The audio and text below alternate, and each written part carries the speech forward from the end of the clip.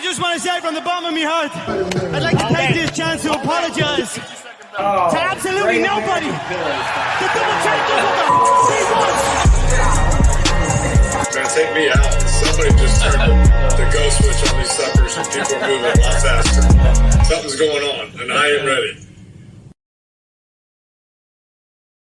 Welcome to Jumpin Offsides in week 9 of the college football season. This week's episode is sponsored by Rubber Boot Crawfish Company. Our good friends over at Rubber Boot, Barrett Olivier. Go see them. They're Uri Drive. They've got a new location coming soon on Mansfield Road. Go tell them that we sent you. Come to get the Jumpin Offsides 5-pound box special. Get straight from Family Rice Farms in South Louisiana to your table. Nothing but the best crawfish and shrimp and boudin in all of North Louisiana. This week, we've got a special guest, played left tackle in 24 games, started 24 games over 3 seasons from 1999 to 2001 for the Texas A&M Aggies under legendary coach R.C. Slocum. He officially retired from playing after his junior season due to health issues that required 4 surgeries in 18 months, cutting short a very promising career. Spent his senior season in 2002 on the coaching staff at A&M and is currently the president and CEO of Warfab LLC in Hallsville, Texas. Please welcome former Texas A&M Aggie and one of my childhood friends, Michael Mahan. Michael, welcome to the show. Appreciate it, guys. Michael. Thank you for being with us. Yeah, I appreciate the opportunity to sit down and talk to you guys. So look forward to it. Your story is so unique to me because we all grew up in Claiborne Parish, Louisiana. We grew up playing baseball together, for goodness sakes. You were a Homer Pelican. And what was that ride like as you went from a Homer Pelican to Texas A&M? I mean, that's quite a change to 1, 2, 3A ball to Division I football. What was that like for you in the recruiting process? Because I'm a process guy. I love finding out how things worked. And when did you start getting noticed? Because obviously at 6'7", you're head and shoulders above everybody else. So tell us what that was like. So recruiting-wise, I think recruiting starts for everybody your sophomore season in high school. Back then it did anyway.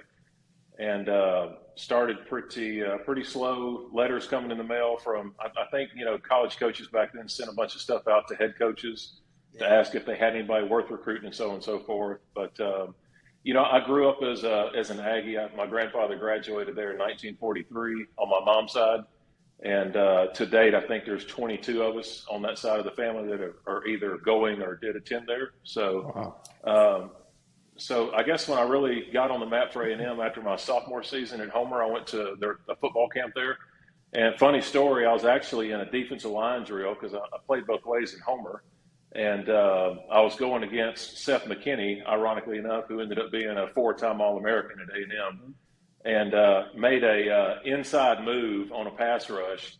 And Coach Johnston was the defensive coach then. He saw me and said, "Man, that move looked natural. What's your name?" And I had a name tag on, and he took my name tag and he showed it to Tim Cassidy, who was a recruiting coordinator, happened to be standing there, and he said, "Get this guy on the list." And it was on from there as far as recruiting from A&M.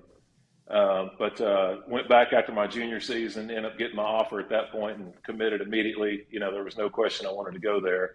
But funny story about the day I committed. So at the end of football camp, your parents can come and they've got a big, that you run the 40 for everybody. It's a big dog and pony show. And my dad and my high school coach, Glenn Collar, sitting there with me when the tight ends coach offers me, and I accept. And I see this weird look on my dad's face, and I was like, that's strange. We've been, this is my dream, everybody's dream, big deal, right? And we walk out of that meeting room. I said, "Dad, what's the deal?" And he said, "Well, I wanted to give this to you before you made a decision, and it was a handwritten letter from Bobby Bowden saying that they had discovered me and they were going to start recruiting. Of course, Florida State was a big freaking deal back then, right? And then when the Natty, my true freshman year at A&M, but that was, no regrets, obviously, but it's interesting how, you fulfill your lifelong dream and then it's like Florida State. Holy crap. But No, it was A&M the whole time for me. It's I went to games with my grandfather when I was probably 5 years old, 6 years old, all the way up. So it was truly awesome to get to live out that dream. With unique thing is with me being there, the entire side of my mother's family were at every single home game for all 5 years, even when I was redshirting and when I was coaching. Never missed a single game, and my parents never missed a game. Period, home or away. So. Incredible experience. But to your second question about the difference, so Homer was 2A at the time. We had 300 people in our entire high school. I had classes bigger than that, my freshman year. But my senior in high school, we had a really, really big offensive line for 2A and Homer in Louisiana. We averaged about 280, but I was 6'6". The next guy was probably 6'4", 6'3", and down on. But it's the first day you step on campus, everybody's your size. Everybody's the best player from their high school. There is no more walking around with your chest stuck out. So it's a humbling experience your first time on campus. We had a small recruiting class. I think there were 13 of us that signed in my class. And we went through a week of 2-a-days by ourselves to get acclimated and, learn, alignment, different stuff like that. Well, the first day that the varsity team reported, we were in line in the mess hall in Kane Hall at the front of the line, getting ready to eat. And here come the big guys, the varsity, everybody else. And the starting left tackle at the time, Shea Holder, he was standing behind me, and he starts looking around. So he says, "What the fuck are these guys doing? These are freshmen." And we went from the front of the line to the end of the 125-man roster to get our plate for dinner. So humbling's a good word, and it happens fast. So. Well, I told Chance this the other day, and I was going to bring this up, but I didn't get the chance to tell Mike, but the hardest hit I've ever seen in high school football, you might know what I'm talking about, and it was okay. It happened on a kickoff. Okay, Homer versus Haynesville, back when you could run a wall on the kickoff. You know what I'm talking about? It was a punt. Was it a punt? Okay, it was a punt. And fun fact, I punted it. And headhunter. There you go. I mean, they brought the ambulance on the field, the stretcher. This kid got knocked out, and honestly, I don't know what he weigh, 130 pounds soaking wet. I don't remember. Maybe. But no, he was at least 230. We got him. Yeah, he was 6'7", 250. I was sitting on the opposite sideline. I was sitting on the Haynesville side, and that ball got kicked. And I can remember to this day, like when he kicked that ball and he runs down there and makes that tackle or hits that kid, it was like, oh, my God. It sounded like a cannon went off. The kid's knocked out. He's off the field. And I was like, man, it's unbelievable. He's like, that was the opening drive of the game. We went 3 and out. We received, went 3 and out, and punted the ball. And when that play happened, it was over. I mean, it was like the Haynesville side got the life sucked out of them, and that was the first time we beat them in 12 years, man. And we freaking hammered them that night. I'm telling you, to this day, it's the hardest hit I've ever seen in high school football. He's like Chris Tucker on Friday. He's standing with a guy. You got knocked out. Yeah. I'm telling you, he did knock him out. He did. Yeah, it was awesome. But well, what I enjoyed when I was watching that podcast, whatever clip that you sent me, JV, was how he would talk about him running up the stands with his grandfather. It's those type of stories and kind of the tradition and how the pageantry of college football, I hope, doesn't go away. But it's like those type of stories that Mike just mentioned. I mean, he's got 23 people that have it's a family tradition. Like, his talk about going to A&M, probably come hell or high water, wouldn't have mattered if Bowden would have been standing there with his dad. I was very, similar instance where it probably didn't really matter what happened. We were going to go to Florida regardless. But it was awesome to hear how much Texas A&M meant to you guys and your family, and with your grandfather graduating in 43 and on and on. So it was cool to hear. Yeah, and it's full circle. My two daughters are there now. So one's a junior, one's a freshman. So wow. We're actually going down next Thursday. My oldest daughter's getting her Aggie ring on Friday. So That's awesome. It's full circle. So, but yeah, my grandfather sat in the third deck his entire lifetime going to games. And it was all the way up every single one of those ramps, all the way. I think there was 12 of them. And it was brutal because he could roll, man. He was fast. And he didn't wait. Like, you had to keep up or you just get lost in the crowd because he was on a mission to get to his seat, get ready to watch A&M play. Yeah. Make sure nobody got his seats. That's right. So, well, I can tell you this, that we are very, very, very glad on this show that you didn't pick Tallahassee Junior College. Yeah. Yeah. I can promise you that. No, I don't know if he'd be allowed on the show, to be honest, though. Well, JD mentioned the fact that the medical issues that you had, and I can remember, I was 19 years old when you were over there or down there playing, and getting to watch somebody so close to us. Yeah. As a starter, I was like, God, that's unreal. And the weight that you put on the muscle and everything else down there, it's like, man, he's full grown. Like this, we grew up with him, and look what he's doing. So take us through that on being it, and when you realized, hey, I can play with these guys, and I can do this, and then leading into everything else that happened. Yeah. So when I got down there, my freshman year, Dan Campbell, obviously the coach of the Detroit Lions, was a senior. Dat Wynn was a senior. Lots of really good NFL players today. We won the Big 12 that year, freshman year. Played Florida State that year in New York. And, I'll be honest, like I said, we went through a week of 2 days as freshmen, and, it was fine, but when the big guys showed up, it was intimidating. It was an aha moment.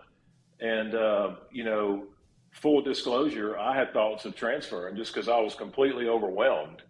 And, had a lot of talks with my dad, my offensive line coach, and they're like, it's fine. Just, you're going to redshirt, it's fine. And so, obviously that I stayed, but, going into my redshirt freshman year, I was the third team left tackle, and really liked playing left tackle. They tried me at right tackle. Mike, you can speak to this probably. Having my right hand down just wasn't right. It was my left hand down. It was just a different deal. So they left me at left tackle, and the starting left tackle, Shea Holder, who I mentioned from the mess hall, he blew out his knee in the second or third game, early in the season against Southern Miss. And so I become the backup left tackle, right? Well, the guy in front of me pisses in a cop window at Northgate, gets arrested. That's going to go back way. Yeah. True story. Yeah. And so we're playing at Texas Tech in 1999, and he pisses in the car window of a cop car on like a Tuesday. Wednesday morning, the offensive line coach like, you're up. I hadn't played I think I played like 6 snaps that season. And he's like, it's on you. You're going to have to play the game of your life for us to have a chance to win, and it was. So there was no grace period, I guess is what I'm getting at. It was no pressure, huh? Well, it was trial by fire. You're starting. I hope you know the plays. I hope you've been paying attention because it's go time. And, I never let go of it. I mean, once I got in, it was, I was successful early, played a lot of crazy good players my freshman year. Justin Smith, who, was 49ers All-Pro several years. The guys at Texas, Casey Hampton, Cedric Woodard, were unbelievable. Played against Courtney Brown from Penn State and LeVar Arrington in the bowl game. And I survived. Freshman year, it was like survive. And at the end of my freshman year, when I made it through there and I played pretty good, one thing about, I tell kids now, we had a weight room at Homer, but we didn't work out. You know what I'm saying? Because we all went and played baseball. Yeah. So it's like you hit the weight room, you play baseball. We were all playing baseball. So I was not ready to start, but, fortunately I was athletic enough and I had really, solid technique, and I survived my freshman year. And, it's funny in the bowl game against Penn State, and back then when magazines, ESPN magazine, Courtney Brown and I were the key matchup for the bowl game in the magazine, right? And, of course, he ended up being the number 1 overall pick. First play of the game, for whatever reason, we ran the option that year. It was ugly. And we were strong side tight end beside me, and we had to double team Courtney Brown to get to the linebacker because the outside linebacker walked up. Mike, you let the end guy go. So we had to double team Courtney Brown, of all people, and so I came off, and he split us like we were standing still, and he was gone. I mean, it was just like it happened before you knew it happened. Got a tackle for a loss, but that's the only tackle he had that game, and 0 sacks. Nice. So, and it was all technique. It wasn't because I was, big and strong yet. I didn't really hit start getting strong enough to play till my sophomore year. But, technique goes a long way. People don't understand that. But technique will take you a lot further than being the strongest guy on the field. And I leaned on that really my whole career because of my freshman year. I leaned on it completely, right? But, the transformation for the strength and everything else came between my redshirt freshman year and my sophomore year. So, I went from, I think my freshman year I played at 289. I jumped all the way up to 308 of good weight. And, of course, they put me back at right tackle, which I was pissed, but, made it work.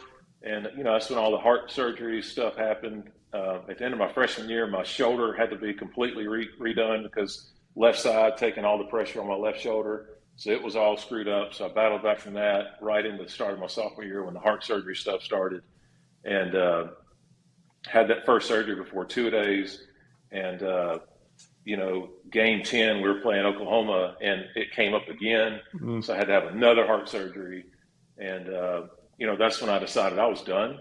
We were getting ready to play, I guess, an Independence Bowl. And, Snowball.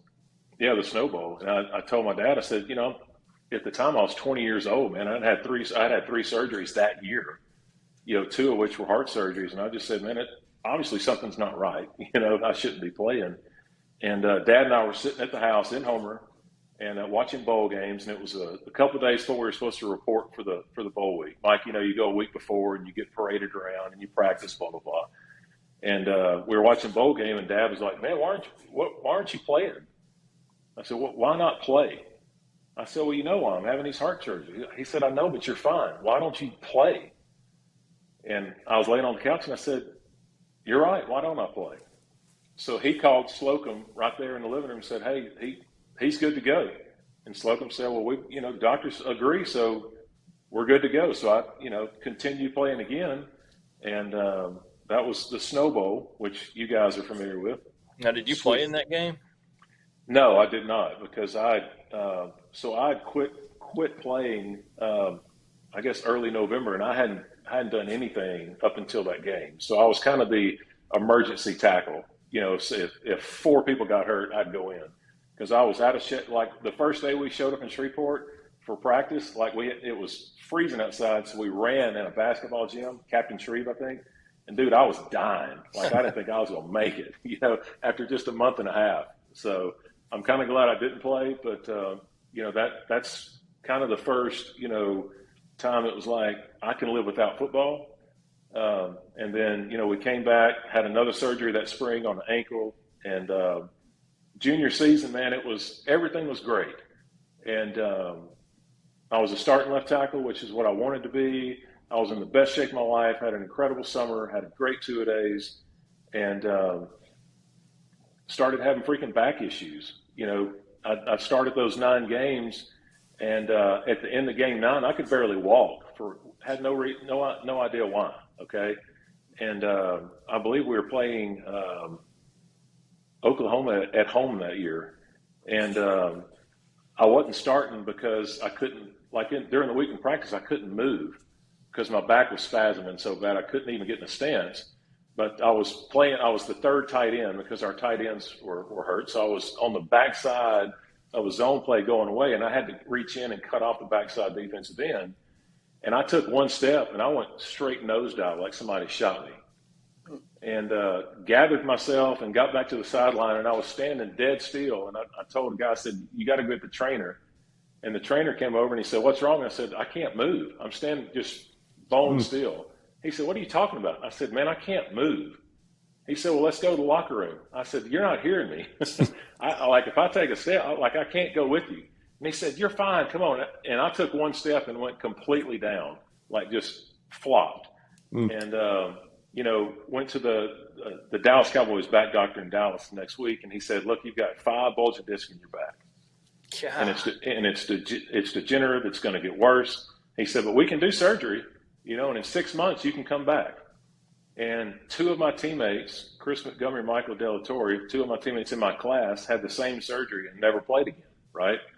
So we went to the doctor's hospital in Shreveport, Dr. Burke, who was Carl Malone's doctor for years and years and years. And he had done surgery on my dad 20 years earlier and for, a different opinion.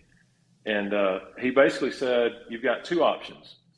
You can do nothing for 6 months and see if it gets better, or you can just quit playing.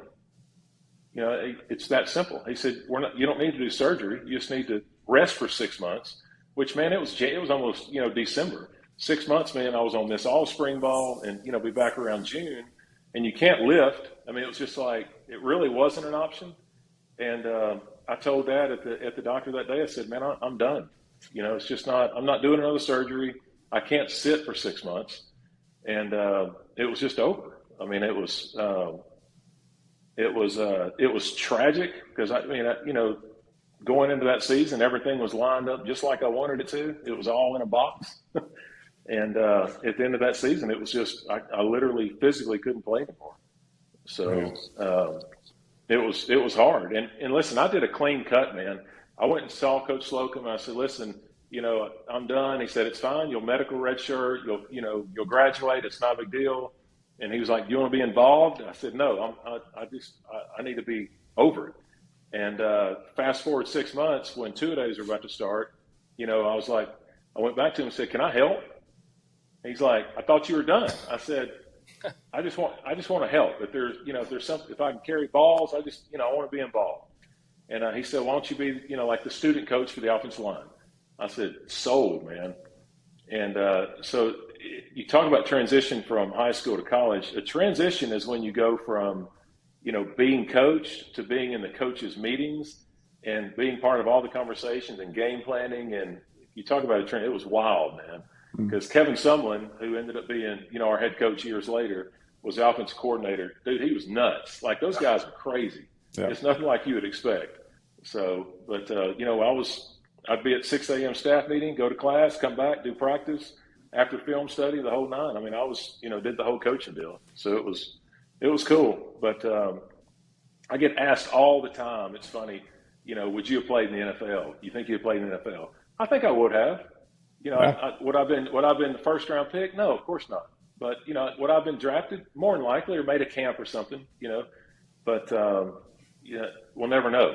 It's the great unknown. But it was a great ride. I mean, from, being a little bitty kid, chasing my grandfather, watching his face when I signed my letter of intent, to the first game, to, my first year, after my first year, I gave him my helmet for Christmas.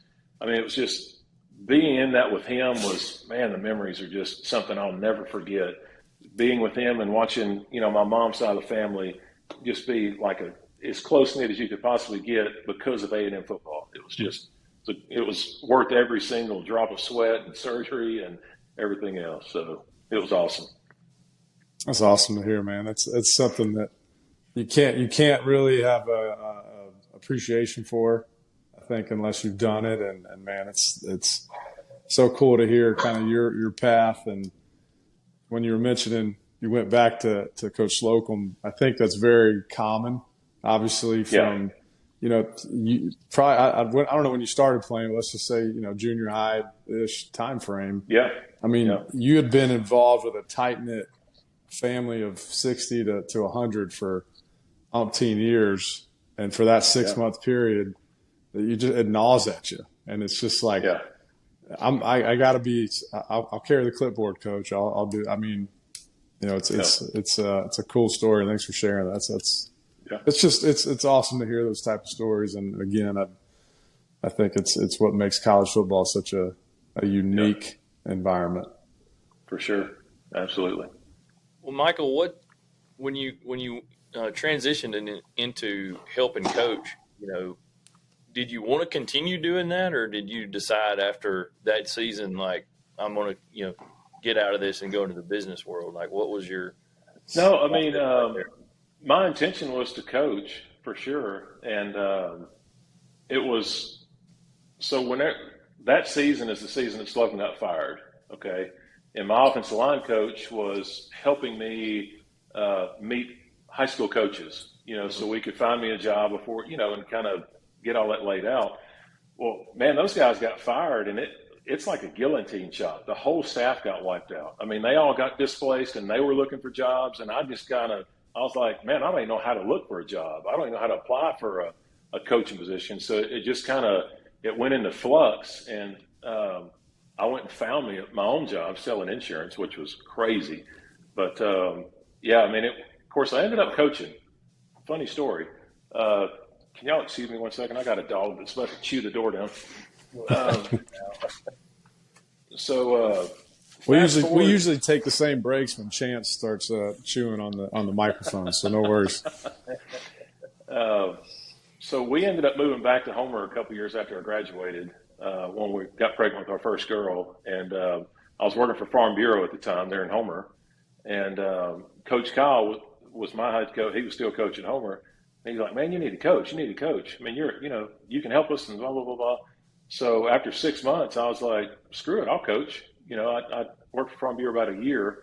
And I absolutely love the coaching. But, man, when you coach high school, you got to teach. And they stuck me in 7th grade science, babe, and it was a disaster. I mean, let me tell you something. It was a train wreck. Ooh, let's talk about those stories. Oh, I could just see Coach Mike coaching the. Yeah, I mean, I'm sitting up there at the podium, and they're like, "You're going to teach science," and I'm like, "Dude, I suck at science." He's like, "It's fine," no teaching degree, no cert, no nothing. Just go teach and figure it out. I can imagine Big Mike just sticking in the VHS. Something to watch every day for the kids. Listen, it's way better than that. We would go outside, and I'd say, "Listen, y'all go find a bug. If you find a bug, you get an A for the day." Like, I was clueless, bro. That's a true story. I said, "All right, let's all go try to find a bug." And they bring me worm, ant. I mean, it was. But I had to be there every morning at like 7. I was the crosswalk guy with the stop sign. Oh yeah. I mean, I was like, I got to get out of here. I mean, from 3 o'clock to 7 o'clock, I was in love. For coaching. But man, that 7 to 3 was brutal. Wow. I had no idea he did that. I would have drove by and honked my horn. Hey, our guest next week needs to be one of those kids in that 7th grade science class that he had. Oh, hey, listen to me. I can tell you some stories about those classes. It was tough.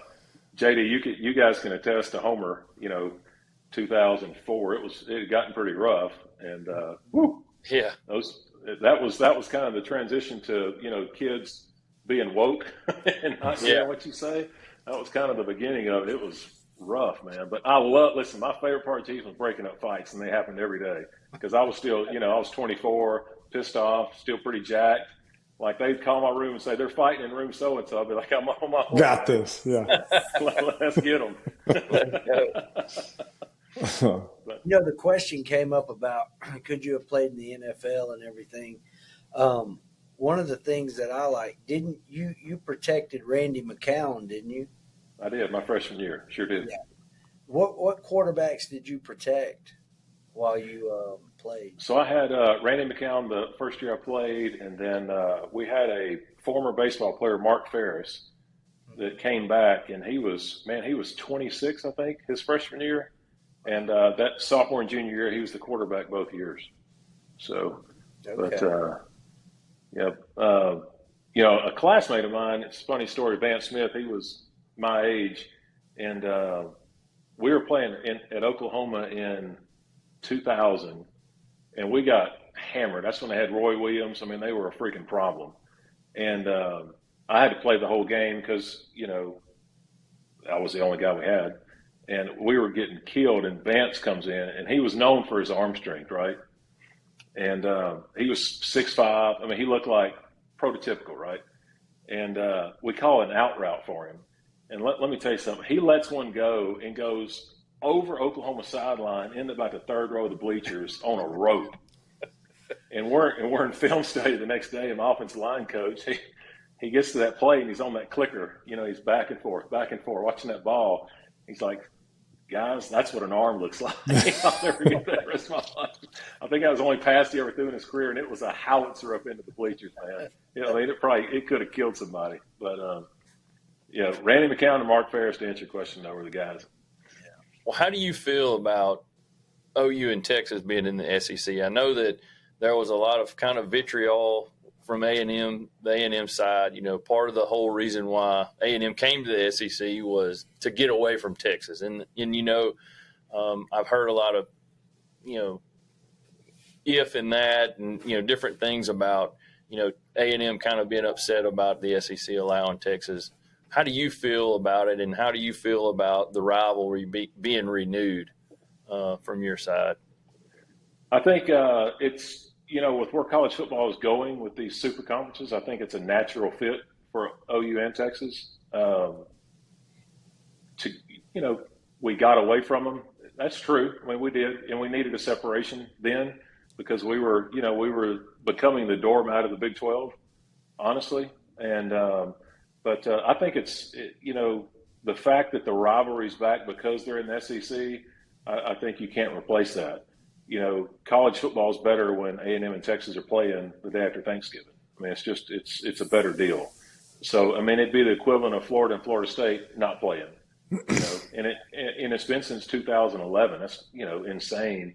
And there was so much bad blood when we went to the SEC.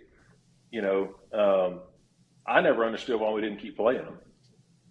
Yeah. I realize both sides were pissed or whatever, but to not have that game played for 13 years is crazy. But I'm glad it's back. I know it's going to be chaos. The tickets this year are $1,700 to sit in the nosebleed. It's insane. I've already told both my daughters, you're crazy if you don't sell your tickets. And it's in Aggieland, right? Yeah. I mean, it'll be insane. But I think OU and Texas in the SEC it's right.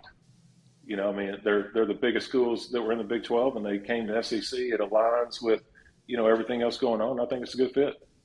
Well, speaking of Kyle Field, I mean, obviously I've never played there, but just tell us a little bit about just the mystique and the 12th man, and just, I mean, on TV it seems like it's got to be in the top 5 of loudest places on earth. But I mean, what is it like playing and being in that atmosphere week in and week out?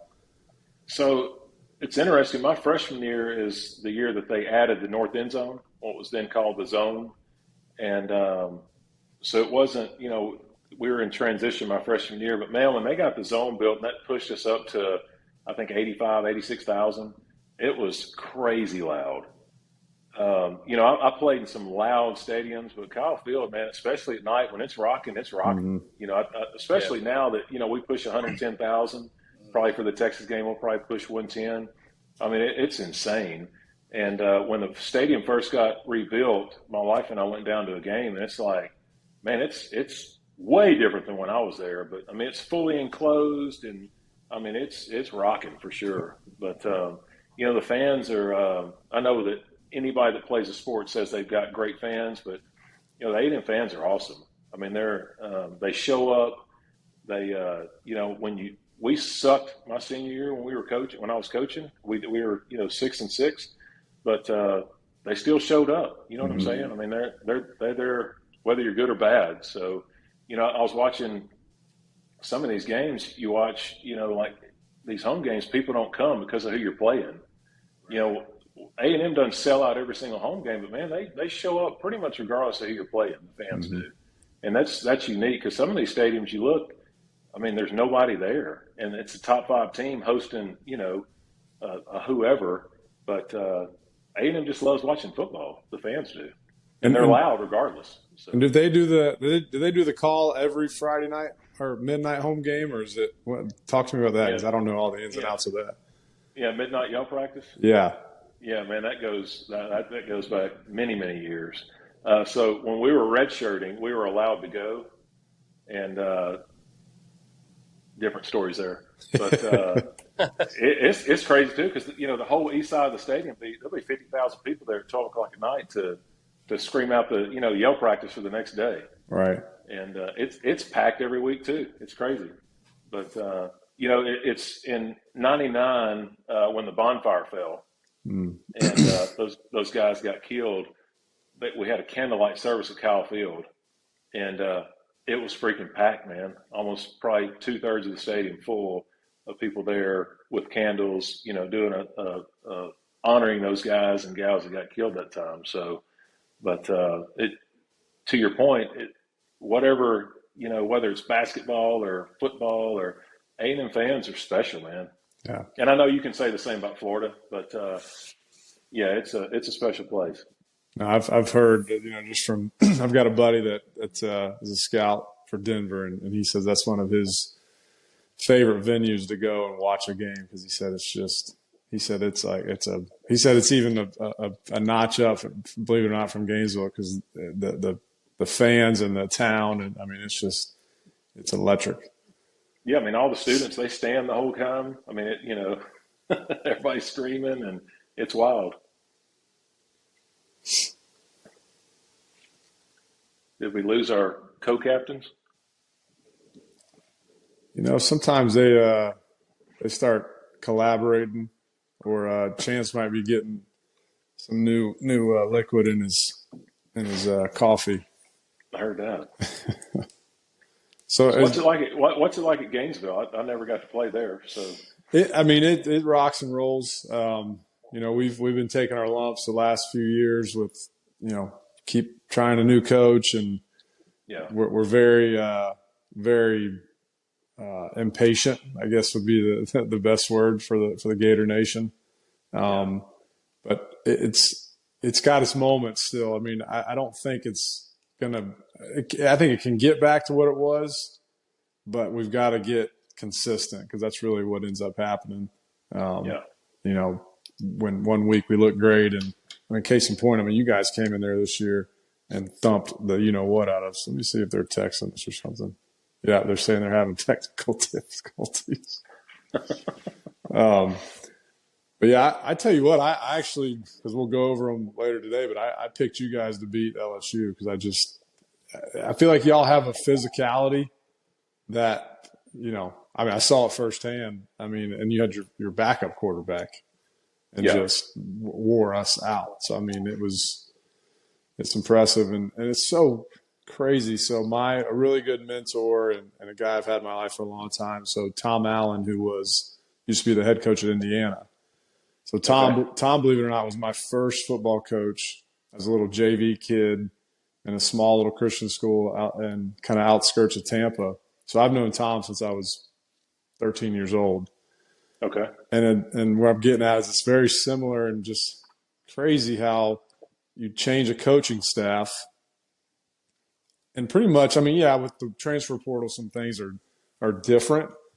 Yeah. But, for you guys at A&M and for them at Indiana, pretty much the same group, if you will, or give or take maybe 20 extra guys here and there. Yeah. But it just coaching matters. It's you gotta have dudes. I get it. But my goodness, you guys are tearing it up. Indiana's undefeated. It's just a testament to stat coaching matters, and especially the head coach. He is definitely the guy who is going to set the pace. I think Billy might be our guy, but it's just hard to tell. Case in point is Alabama, man. It's holy smokes. Yeah, that guy is a no-win situation because it's not exactly like Urban with Spurrier because there was in between with Zook. Yeah. But now, every coach has to live up to, obviously I'm not impartial, but the GOAT, Spurrier, and then the guy who won 2 national titles. Yeah. And so our fans are just like, well, we're not winning the SEC every year. And then now, as you know, with the amount of monies these guys are getting paid, like I've been saying it the last really kind of 6-7 weeks, I think Billy's a great person. I think he's got that CEO mindset, and I think I think he'd be a phenomenal athletic director. I really do. Yeah. I just sometimes struggle with the fact that he's too cerebral, and I think he presents more as a very solid CEO and a guy who you want to run the organization. Because, you know, I mean, you're in that chair. There's certain roles that you're not best fit for, so you need to let those other guys do that. Yeah, for sure. And the amount of money, I mean, we're paying the guy $7 million, like 5 and 7 just ain't going to cut it. Yeah. You know, and so when he answers to the quote board or whoever he answers to, I think if he, you know, I think he slipped up with Tennessee. So now I think he's got to win 2 more games to keep his job. Yeah. And I really only see for him, FSU is really the only one he's got a legitimate shot at, because every other one. Right. I mean, we're fixing to go through the murderer's row of college football schedule here.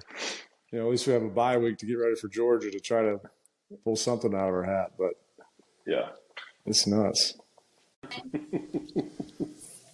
And we're back now. I'm going to go to Under the Hood now. This is our instant replay part of the show. JD and I like to go under the hood here and go back through our instant replay from the week before. And we have sponsored by Paycom Jim Thorpe Award and the Aeneas Williams by Chickasaw Nation. Our week 8 picks that we had, JD. We all rang the bell pretty well. If you go on social media, you see where we really knocked it out of the park this week.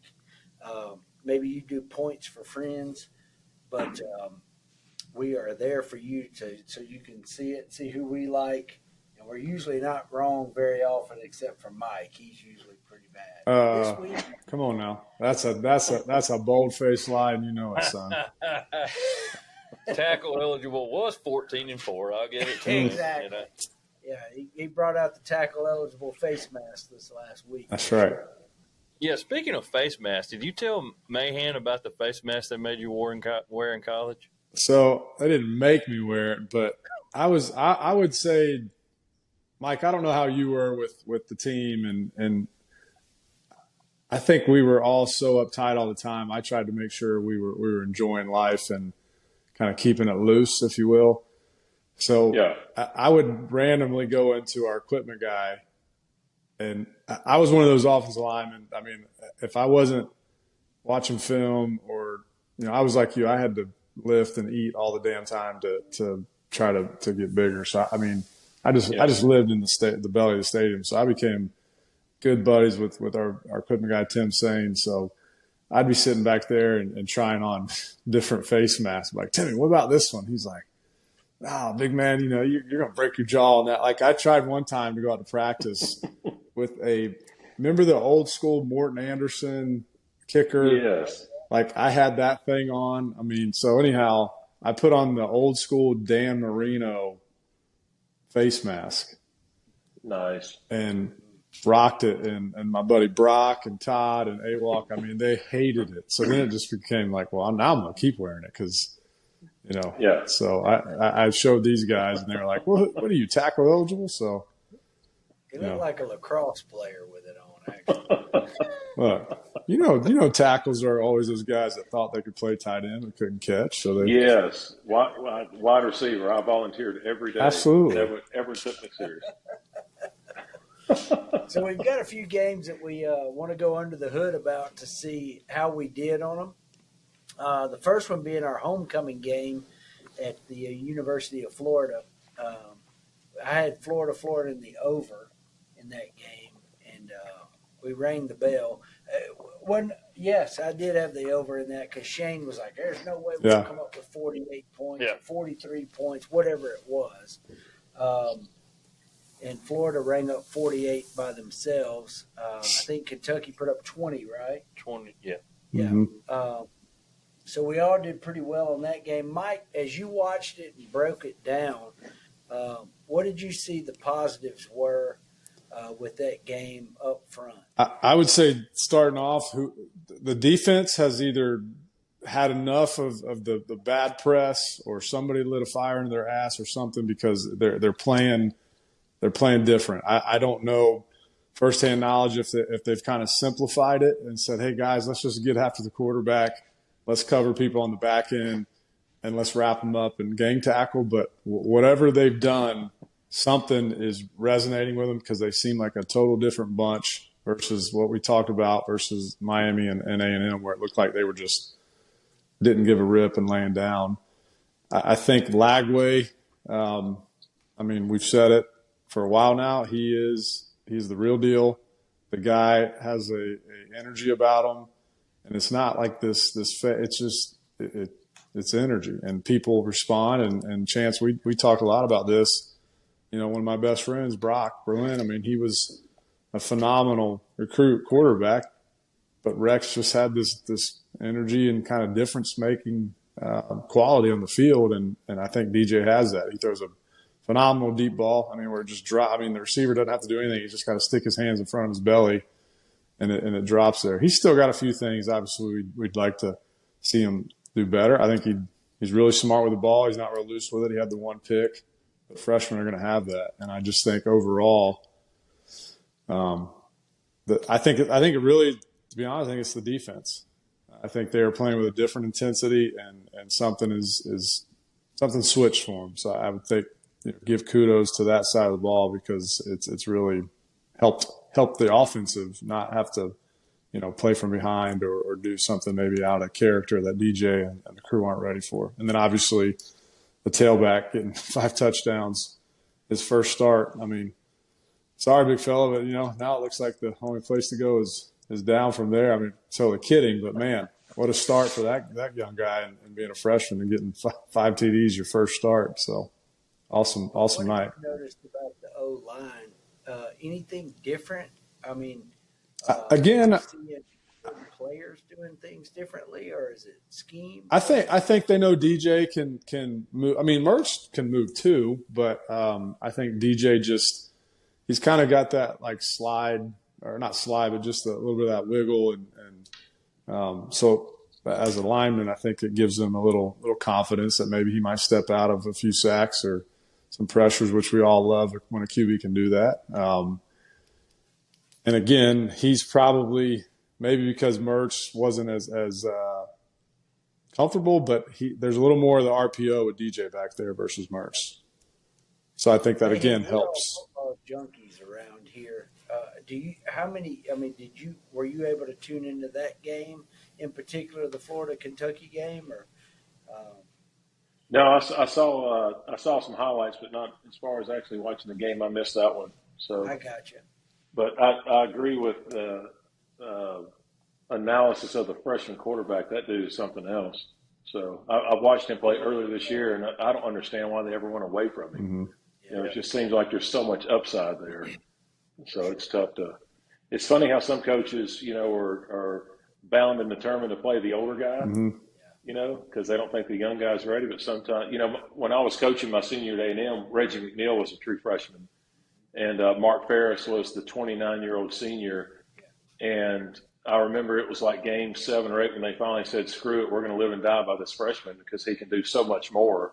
And it sounds like Florida's kind of in the same situation. Reggie was a 4.3 guy and could throw it, 60, 70 yards. And it opened the playbook up. So it's just these coaches are a lot of times reluctant to pass the torch. And it sounds like Florida needs to pass it and leave it there. Yeah. Well, unluckily for Mertz, we are going to because he tore his ACL. So, DJ's our guy. So it's DJ or bust for Billy. Yeah, that's probably good for Billy. Yeah, I agree. Yeah, it could help him.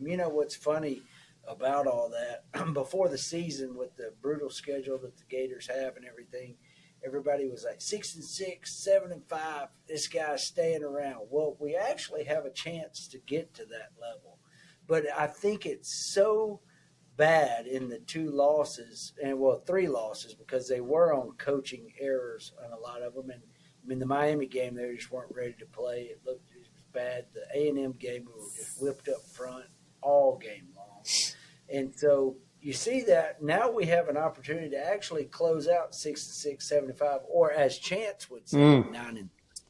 But not happening. 9-3 is where we're going to be, Michael. Michael, he was hitting those left-handed cigarettes when he made that prediction, so just keep that in mind. We don't smoke around here, and all gamblers be sure to hit the hotline as we make our next picks too. But still, gamble responsibly. But No, and seeing all that, we saw that 6-6, 7-5, but everybody wants Billy gone. Okay, what if he slips up and beats a Georgia, a Texas, maybe an LSU, Ole Miss down the stretch? If that happens, I feel like we're going to beat Florida State. But if we are bowl eligible or better, then what happens? As somebody who got to play for R.C. Slocum the same time or the whole time, Mike obviously played for Coach Spurrier the whole time, so there were no coaching changes in that. But as a player, when you hear the chatter and stuff, the outside noise, and now with social media, my gosh, it's so terrible. Like, how do you think you would have reacted to that? Obviously, you want to stick up for your coach. You want to play for your coach and not lay down. Like, what do you do in this situation? I think it's, you're exactly right. When we played, there was no social media. I mean, hell, we didn't have cameras on our phones yet. So it was just it was a different time. And we didn't know Slocum was getting fired until he came in and told us he was fired. Right. Because there was no outlet for that like there is now. Unfortunately, college football is kind of turning into the NFL as far as the coaches go. Some of these NFL coaches get 2 years and it's over. Right. They're back to position coach. And Mike and I were talking when you guys got cut off earlier, there's so much money in college football, but for a player, I think the bright side is they can leave too, man. Those guys can bounce year to year, every year if they want to. So waiting on a coach to build a program, I think is not something that you're going to see anymore. And a kid sticking around because he's second team isn't something you're going to see anymore. But here's the weird deal, man. This whole portal world is kind of leveling the playing field a little bit because, I heard a commentator say it. I think it was the Alabama game this past weekend. Alabama doesn't have 5 stars on the second rotation on the D-line anymore because they've all left and went somewhere else. Mm-hmm. Yep. So those guys are having to play the whole game, and it's different. But, I don't know how much the players care anymore, Chance, to be honest with you, because they can leave too if they don't like it. Yep. It's a different dynamic than it was when we played. Yeah, we talked about that last week with Shane about, the buzzwords and culture and building a program. That dynamic has significantly changed. And it's really like anything with business and life and just in general, if you're kind of a dinosaur and you don't want to change, it's going to pass you by. And you're going to be, sitting around scratching your head going, well, man, what do we do wrong? Well, you decided you were just going to bury your head in the sand and not embrace the portal. And I think Billy has. I don't think he's not doing that correctly. I just back to how do you keep the team and everybody intact? I'll give him kudos to that because if those kids and those guys were going to quit on them, they would have already done it. So the fact that after Saturday night and then with UCF and some things are moving in the right direction, kudos to him and I'll be the first to admit it. If he wins at least 2 more games, I think he keeps his job and we'll see where we go from there. But I think he's got to win 2 more games to keep the job, and hopefully those kids probably have the same mindset. And if they really love playing for him and they want to continue, they're going to lay it on the line, and we'll see what we get. Well, speaking of change, Michael, y'all had a big change in A&M this offseason. Jimbo Fisher really recruited well to A&M, and now you've got Mike Elko, and it seems like the players have really bought in. He's got a really good defensive scheme. He's kind of let the offense play, and you've been in a similar situation to Chance and Mike at Florida where, the freshman or the young guy came in when Connor Wegman was hurt, played really well. He comes back in. Wegman's first game is like, where's this guy been? Like he played out of the world, and he's been playing good since he came back from injury. How do you feel about what all the culture is that Elko's bringing, the coaching that he's bringing? Because it just seemed like Jimbo couldn't get it done, in the big times moments. Yeah, so it's very similar. Whenever Slocum got fired, we hired Dennis Franchione. Okay, and Dennis Franchione would not allow former players on the field before the game, during the game, at practice. He totally shut the outside world off, former players included. Okay, and the program suffered for years and years and years until Sherman came along, who was an A&M guy. He was offensive line coach right before I got there, and he turned all that back on, and the culture improved. Of course, fast forward to Sumlin and, the Manziel craziness and everything. But, when Jimbo got there, it was real similar to Franchione. He started shutting the outside world off.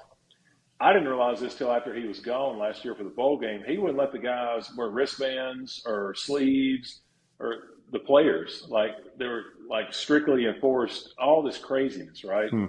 And, Elko is more, I think you'd label him as a player's coach. He was that way when he was there before under Jimbo. But, he's turned these guys loose, and, they're bringing back the alternate uniforms and all the stuff that someone was doing that, got the play. Players care what they wear. Look at Oregon, right? But Jimbo had shut all that off. And it's interesting, I questioned when they put Wiggman back in after he got hurt too, because the other kid was playing really good, really, really good. But, Jimbo was hard on quarterbacks. I mean, he was a quarterback guru, self-proclaimed. And you wonder how much of Elko being here is turning Wiggman loose too, letting him be who he wants to be. So he didn't play that well last week, but, the week before he played lights out. So I think Elko is I was shocked when we hired him, to be honest with you, coming off a guy like Jimbo. I mean, you pay a guy $80 million to go away and you bring in Elko. We were thinking, Urban Meyer, or, we were thinking this has got to be, they've already got their guy. Otherwise they wouldn't pay Jimbo to go away like this. But I think Elko fits College Station. I think Elko fits A&M. He's the first defensive coach we've hired since Slocum. Franchione was offense, Sherman was offense, Sumlin was offense, Jimbo was offense. So the emphasis on defense is something that, we haven't seen since I played, which is a long freaking time ago. Yeah. So it could turn out Elko's the best guy that we could have gotten, even though maybe not he was our first or second choice. He reminds me a lot of, on the basketball side, A&M hiring Buzz Williams. Not the biggest name out there, but a really good X's and O's guy. And, he's known for his defense. He, at Notre Dame under Brian Kelly, which he talked a lot about this week, and how much respect he's got for him. I think that's what fits A&M. Not necessarily somebody like Jimbo that comes in that, is taking the big money and, gets ran out of town in a couple of years. Yeah. I think, College Station, when I was there, it was a country town. And at the roots of College Station, it's still a country town. And I think Elko fits the blue-collar country town mold that the student body is, and that the players are, and the alumni, we were. Jimbo was the big sexy hire. He was the big money, the national championship, checked all these boxes, but he wasn't necessarily a College Station guy, and that matters. Mm-hmm. When you've got a fan base and alumni base like A&M does, you got to check the boxes of the town and the fan base, and I think Elko does that a lot better than Jimbo did, for sure. Couple more games from last week that we want to cover. Alabama and Tennessee. I think a lot of people didn't expect Tennessee to win this game. You two didn't. Let's rephrase that. No. But this guy did. Yeah. Oh, yeah. Okay. I did pick Alabama. I did. I did too, and the over. Yeah. But it seems like, how many games is Alabama going to lose this year? I said. Is Missouri going to beat them this week? I mean, we'll get to that in a little bit. But down to earth, they're going to be a 3 to 4 loss team a year, which is their fan base has to be at reality. Yeah. There's no more Saban walking in there. We're talking 3 to 4 losses a year. Oh, they're already ready to run him out of town. Oh, it's ridiculous. It's wild over there. They're calling into the Feinbaum show. Jim and Legend from Tuscaloosa are going absolutely nuts. Monday mornings on the Feinbaum show have been gold the last couple of weeks.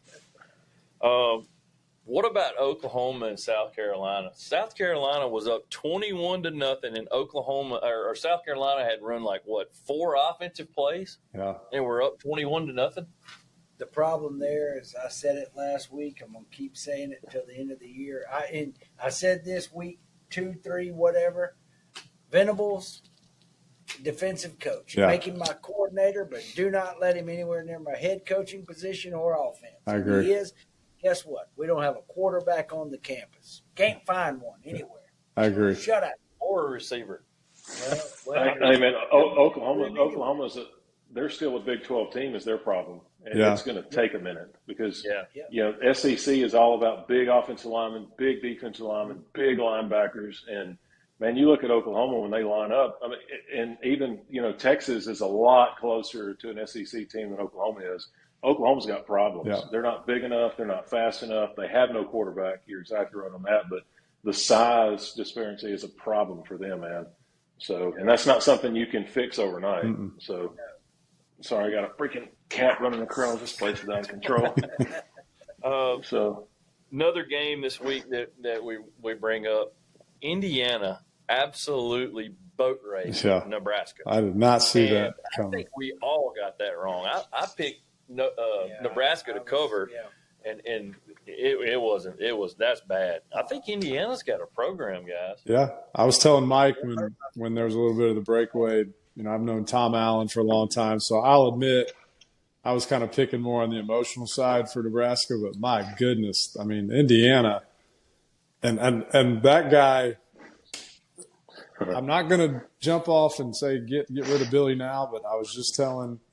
We talked about it. We better at least, if we're going to look at somebody and if we're going to throw all the eggs in the Lane Kiffin basket, I'm not against, but somebody better interview that guy, or Indiana better hurry up and back up the Wells Fargo truck because – what do you say? Google me. Google me. I'm a winner. And so great. And I love that, man. I mean, you got to have a guy with some bravado and ego at a head coaching position. We were talking about it kind of in the break.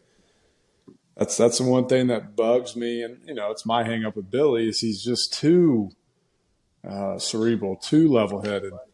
Yeah. And that guy Signetti, I mean, he's freaking. He reminds me like a Spurrier guy. I bet against him to Nebraska because I said Indiana's gonna fail anytime now, and I thought Nebraska was the team. Rule, I thought maybe they could put it together, and Indiana's gonna screw up at some time or another, but he has them molded pretty well together. So I'm picking them to win the Big Ten.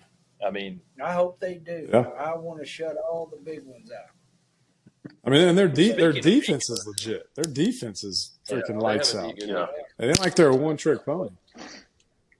Speaking of egos, did Texas have too big of an ego this last week? Hey, welcome to the SEC, boys. Yeah, Texas is back. We're back. Hey, honestly though, Mike probably doesn't. It's similar to where the SEC needed Alabama to win the first SEC championship game. The SEC needed Georgia to whoop them, just because we were all sitting around kind of puckering up, going, "Man, if Texas runs away with this conference first year out, this ain't gonna look so good." So, and they still might win the SEC, but that was good medicine for them and for the SEC. I think you must have forgot Florida's coming to Austin in a couple weeks, November 9. It's on. Hey, 9-3, you're all about it, baby. 9-3, gotta get them. Do it, love.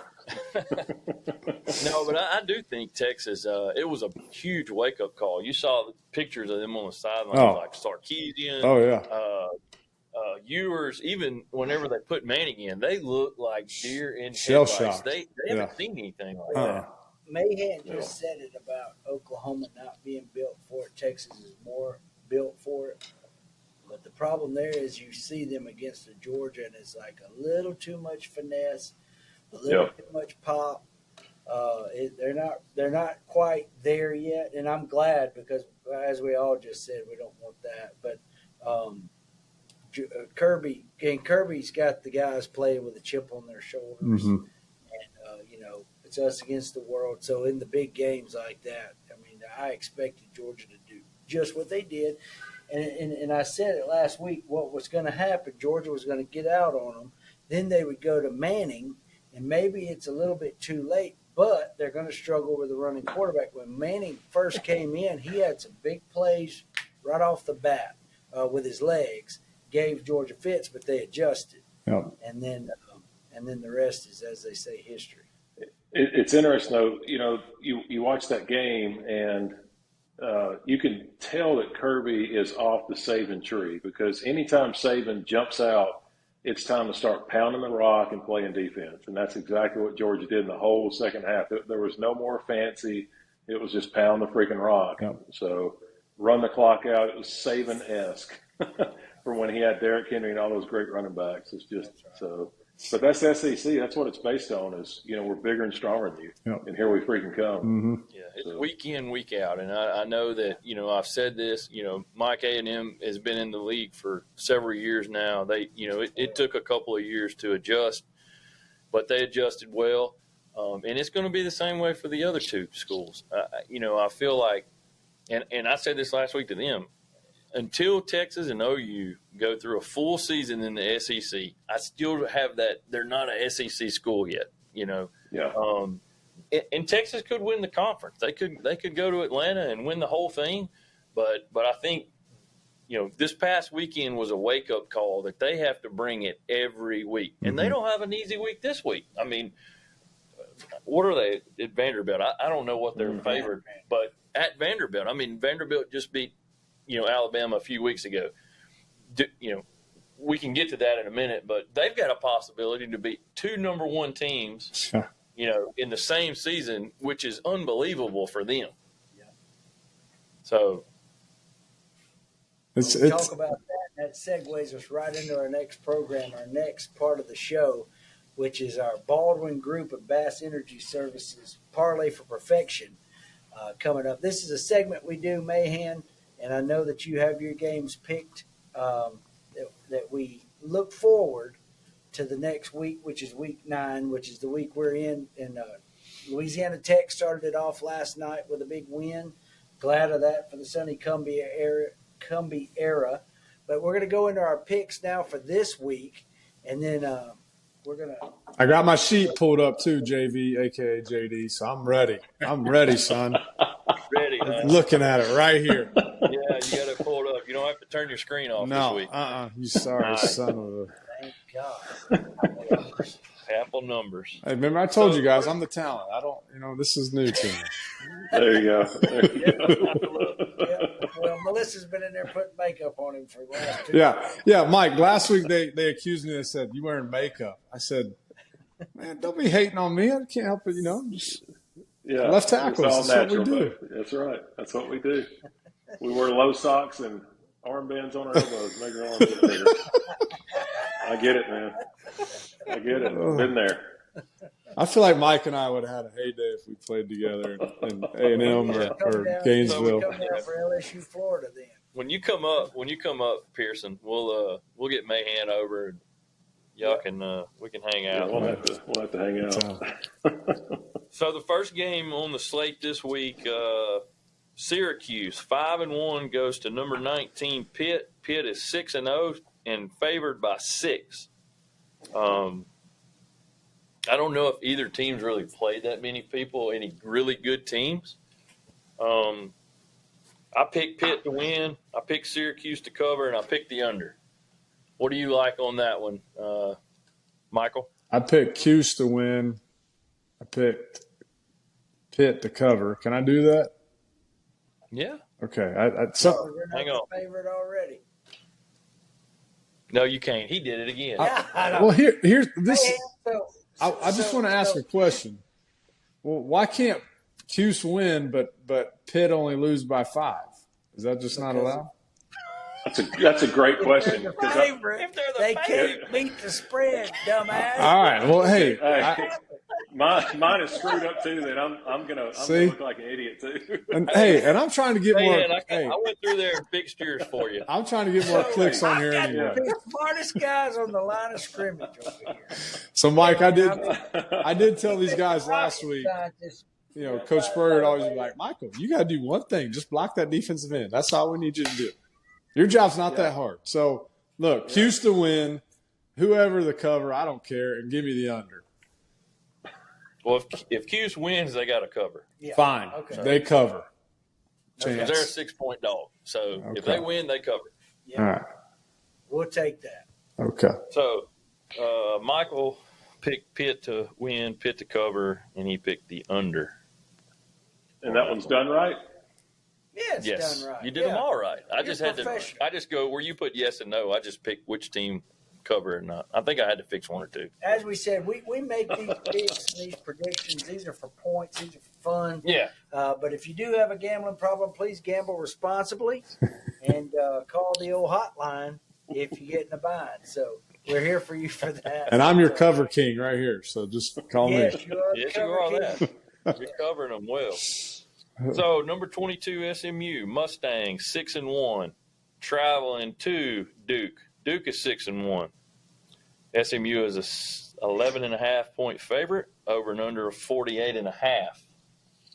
So I went SMU. Tell me, because you picked Duke to win, Duke to cover, and the over. I like the fighting Manny Diaz's are doing it. ACC proud, airball like Spurrier. I'm going Duke all the way around. Let's over that bitch up too. SMU is going to beat Duke by 20. Not a chance. Not a chance. No chance. I said SMU to win, Duke will cover, and I took the over. There you go. So Mahan picked Duke to win, Duke to cover, and the over. So thank you. He's going for the Blue Devils in this one. Thank you. Dookies. Yep. Dookies. Go Diaz. So we're going to go on down a little bit. The 1-6 Florida State Seminoles traveling to Coral Gables, playing number 6 Miami, 7-0. Miami's a 21-point favorite, and the over and under is 54.5. Who do you got? Florida native Mike Pearson. Miami, and the over. They're going to work the you-know-what out of them boys. Great American shit show. Who did I pick? Chance picked Miami to win, but he picked FSU to cover. I have no idea why. And the over. Watch. Write it. No, we're not writing it on. No, don't throw this through the pay window. Just know. You and Mahan have the exact same picks. That's because we got a little bit of sense. Come on. You son of bitches here, y'all can't get out of the rain. Look. It's a rivalry game, man. Thank you. That was what matters. No, what you two suckers did is y'all went on Chat GPT and said, "Hey Siri, who's going to win and cover this?" I know this one didn't go on Chat GPT because he hand wrote them and sent it to me on some kind of scanner app that nobody in America has. Yeah. Genius app. Thank you. It wasn't the numbers app that I sent Shane. It was not the numbers app. We're gonna move down to number 12 Notre Dame, 6-1, 12.5 point favorite, and they're playing number 24 Navy, 6-0, over and under 52.5, and that's going to be in Baltimore, Maryland. This is my upset of the week, fellas. I'm picking it. Upset of the week. Pull it, Jimmy. Navy in the under. That's what I'm going with. I like it. Navy in the under. Write that down, Melody. He's very certain about it. Hey, I've done it 2 weeks in a row, fellas. Try me. Fool me once, shame on you. You fool me again, you won't fool me twice. Like old Jade. Space Cowboy over here believes just like you do. He picked Navy in the under. Attaboy. We must have used the same Chat GPT. It was chat. I went Notre Dame Navy in the under, and Mahan went Notre Dame Navy in the under. So we both believe Notre Dame will win the game. But honestly, this is honestly why I picked them because my son. I know Chance knows, but Mike, my oldest son, is applying to all 3 of the academies, so nice. He's got a vested. But we talked about how crazy would it be because Army's got to play Notre Dame too. If both of these teams ended up being undefeated, they play each other in I think it's the AAC conference or whatever they're in. And let's just say one beats, whoever beats the other. Then they play each other the very next week again in the Army-Navy game, and the opposite team wins. What's the playoff committee do with a one-loss Navy and a one-loss Army? And one of them is a conference champion. gotta put them in. Got to put them in. I think that'd be just great for college football, right? Yeah, it'd be great for college football. Got to. Exactly. So that's How crazy is it? I saw this stat on X today, or saw this on X today. How crazy is it that the year after all the spying comes out, that both the military schools are undefeated? Sign stealing galore. That's right. It's crazy. I think that is wonderful. And I hope that, I like the direction of those programs. I mean, who doesn't like that game, the Army-Navy game? But I usually always pull for Navy. So, but I would love to see both of them make the play. Oh, it'd be awesome. Yeah, that'd be cool. Running that veer, that's just old school traditional football. Give me the weak A gap. This year. Which is crazy. I mean, the triple option out of the shotgun, I've watched a couple videos, and, man, that thing is lethal. Yeah. Saban did a breakdown of it the other day, and he was like, man, this is so hard to stop. It is. Pretty cool. Yeah, you get 4 days to get ready for it. Right. It's impossible. Assignment football. That's still one of the greatest quotes he ever broke out in a press conference when he said, y'all don't remember, but Georgia Southern ran through us like shit through a tin can horn, whatever he said.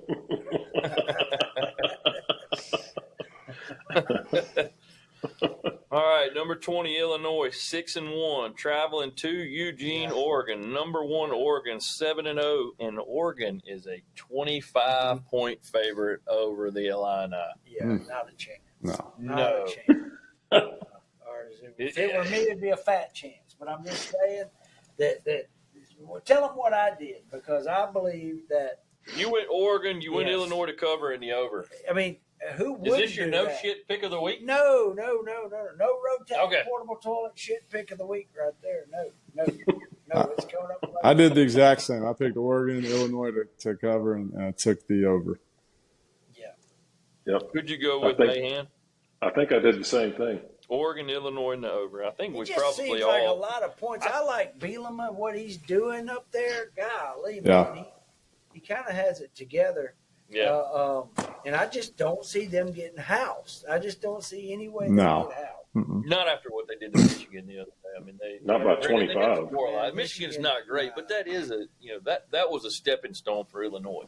I feel like once they got over that hump with Michigan, I think you'll see them now play a lot better in bigger games. So moving on down. You know what? That is my road tag. Oh, here we go. Here we go. Thank you, Road Tag Portable Toilets, for sponsoring that for me. Now y'all can have your own, but that is mine. Because there's no way in hell that Oregon's going to beat them. Yes.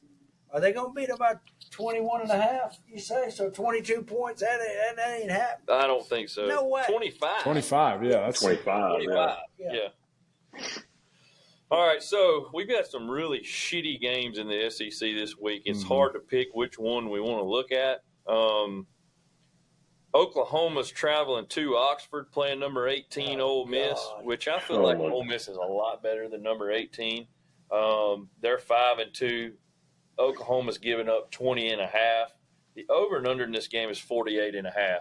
And I honest to God, I feel like Ole Miss will score 48 by themselves. Well, Yep. I don't know, guys. I mean, like I said, I'm a Venables guy. And this, I'm not. What did I go with on there, JD? You went Ole Miss to win, Ole Miss to cover, and the over. Yeah. Venables So guy. I actually have no faith in Venables as a head coach and a defensive coordinator. He's out for the shitters at the end of the day. So Ole Miss hit the fucking freaking gas. Yeah. Go with it. Right. Get that out, Bill. Hit the gas, lame train, and let's freaking go. Mike, Hey, Ole Miss is about to kill them. Yeah. I mean, I'm it's going to be flea flickers, and So I mean, it's going to be. OU to cover. Pearson picked OU to cover. Wait, did he go with the over? I went the Ole Miss Yes, win, he did. Oklahoma. Over. Yeah, Okay. I took there's going to be a lot of points scored, but I don't see I mean, them here's the getting deal, beat by Pearson. 20. I don't Okay. think Oklahoma covers if you go play QB. Like, they're that bad behind center. Man, but I Going don't. to get killed. I don't know. I ain't thinking that. You want to change it? We'll let No, you I go. don't. We I give ain't you one scared. mulligan. No, I ain't It's scared. Mulligan. It's tournament play right now. There's going to be a Lane Kiffin clipboard thrown 40 feet in the air because of some crazy I hope play they run. so. Yeah. I hope he does it twice. He's gonna have Guaranteed. get your popcorn ready. Yeah, it's going to be wild. 76, you can join this show anytime you want. We agree a lot. I love it. That's right. It's my shit right here. Number 21, Missouri, 6-1 at number 15, Alabama, 5-2. Alabama's a 13.5-point favorite Jamie, at who home, would you like? giving up 56.5 in the over and under. I picked Alabama to win, but I picked Mizzou to cover, and I picked the over. Yeah, whatever. Neither team has a defense worth a shit. Yeah. I went Bama to win, Mizzou cover, and the under. That's not bad. Mike. Chance, you picked Mizzou to win. Yeah. Mizzou I to win did. the I over. think Mizzou, that's my upset of the week right there. Ooh. That's my crying in your cereal pick right there. That coach is going to have a serious problem if he loses at home in Missouri. Yeah. I'm telling Oh, you, my that guy's. God. What are you? But They already wrote. Drinkwitz has Good enough. luck. He's got enough chutzpah to stand up here and shout, and I think he's gonna.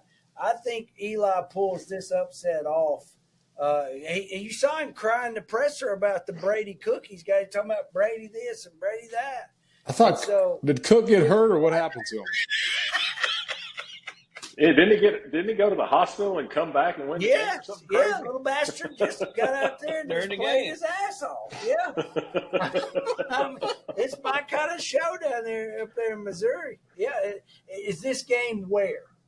This is at Bama. At Bama. See, I wish Mike and I know. We wish it was at Mizzou. Yeah. In that hellhole up there, so dead you couldn't run a 40 in 5.4. Mike, did you ever play up there at Mizzou? Oh yeah, That place is it sucked. awful. God almighty.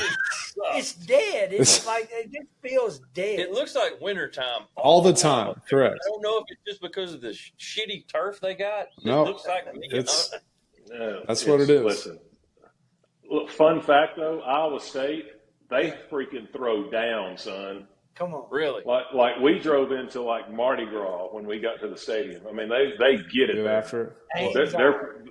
Their pregame, they throw down. Well, I can tell you, I lived in Illinois for a little while. There's nothing to do up there but drink, especially in this Yeah. time of the year. I mean, they've already harvested all their crops. There is nothing to do.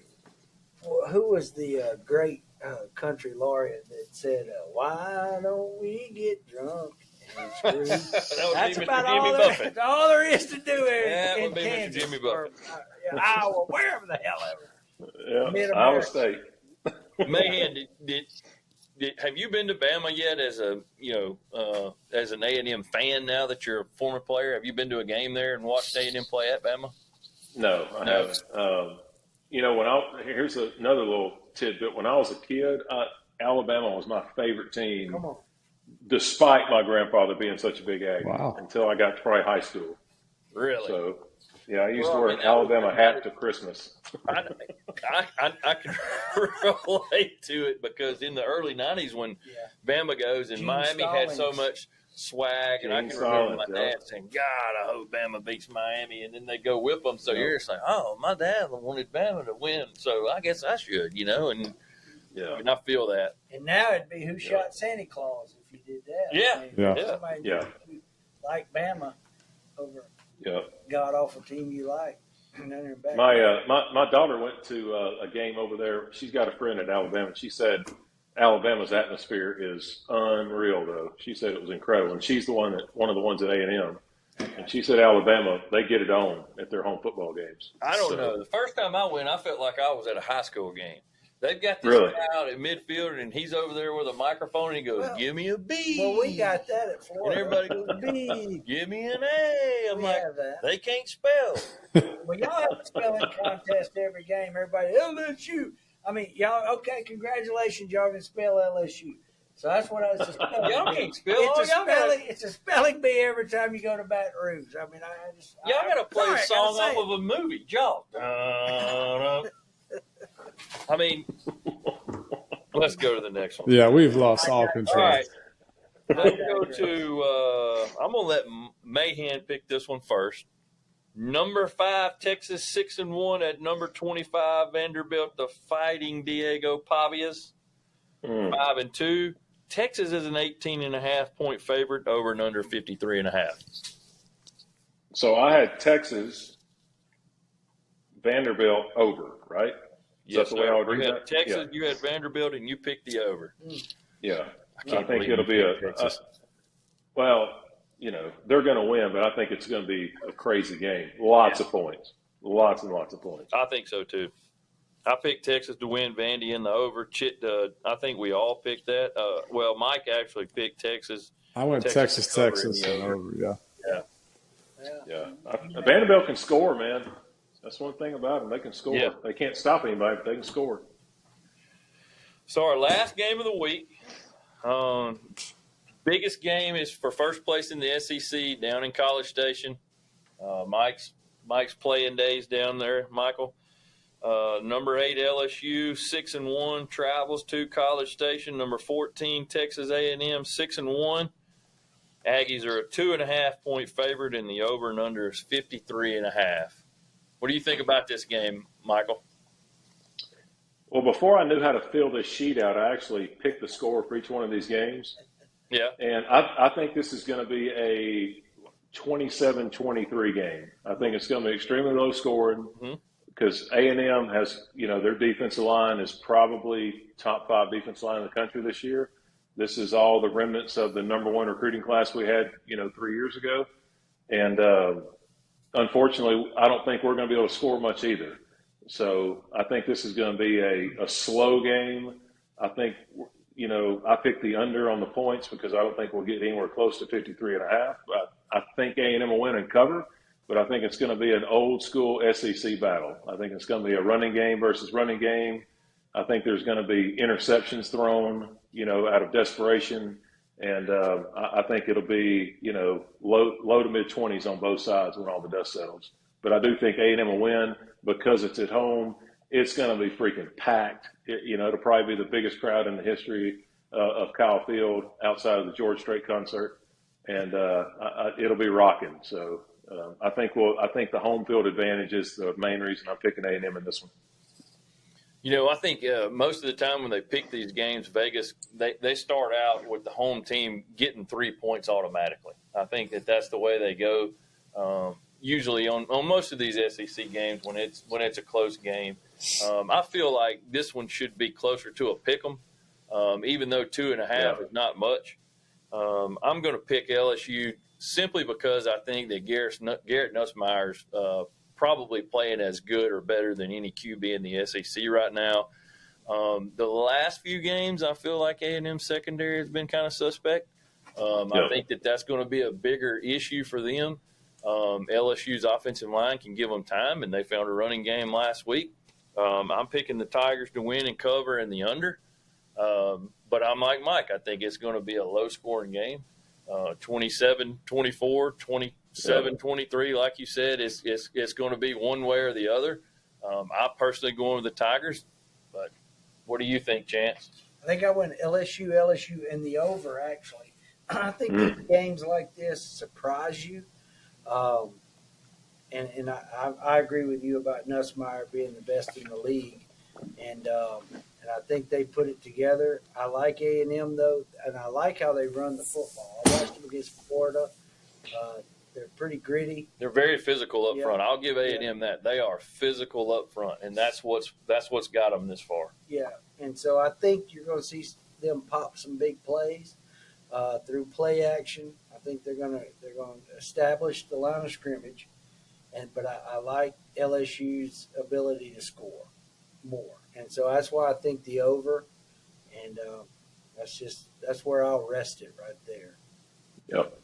What do you think, Pearson?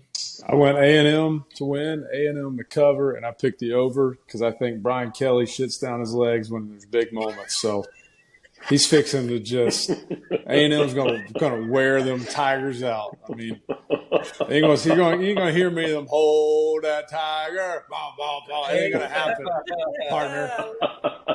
You're gonna be going home. You're going GEAUX going home with a loss, and your whole hopes and dreams are done. Because Brian Kelly, I mean, that guy is a choke artist. So here it comes. A&M's going to wear them out. I can't disagree with that. Even though I picked LSU over, I just think that, LSU's defense has come a long way in the last few weeks. I personally think they're better without Perkins. Don't get me wrong, he is an NFL level talent. It's just finding the coaches had to find the right place for him, and they kind of had everybody else in out of position. And so a stat that I saw last week, especially when LSU played Arkansas, is they're number one in the nation in pressures. Not necessarily sacks, but QB pressures, they were number one. That means that the QB's got to get rid of the ball quick. Can they get pressure on Wegman to make him get rid of it early, or will he have time to throw the ball? I mean, I guess we'll wait and see. You know what else has came a long way, JV, a.k.a. JD? Brian Kelly's accent. That's come a long way, too. Yes. So, family. Yeah. Well, Michael Mahan, thank you for joining us this week. Thank you for what you've done. I mean, getting to watch you growing up and then getting to watch you play for A&M was huge for small town guys like ourselves to get to see that. And so we thank you for coming on. We appreciate getting to see you all around the oil patch and everything your family's done with that. But that's going to be week 9. That's our parlay for perfection. That wraps it up. Road Tag PT, Bleak Pick of the Week.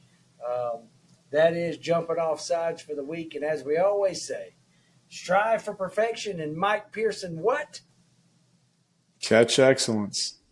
Settle for excellence. Get it right. See, I'm not the only one. Here we go. That's our show for the week. Thank you all. And thank you, Melody, for producing this and making it a fine show. We'll see you next week, week 10. I just want to say from the bottom of my heart, I'd like to take this chance to apologize to absolutely nobody. The double changes of the C1. Man, take me out. Somebody just turned the ghost switch on these suckers and people are moving a lot faster. Something's going on, and I ain't ready.